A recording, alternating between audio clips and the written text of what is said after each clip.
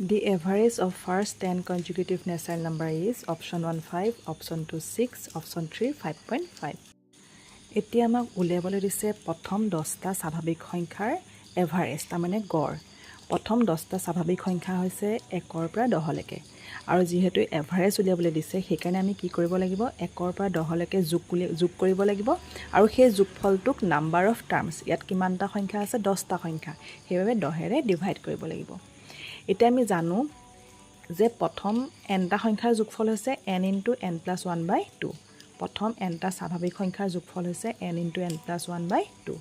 এতিয়া আমাৰ ইয়াত অংকটোত n মানে হৈছে 10। সো আমি সেই ফৰ্মুলাটো এপ্লাই কৰিলে পাম 10 * 10 + 1 / 2।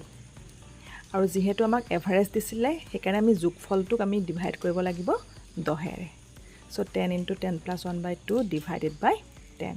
এটা 10 * 10 + 1/2 মানে আমি পাম 10 * 11 আৰু 10ক 2ৰে ডিভাইড কৰিলে থাকিব 5।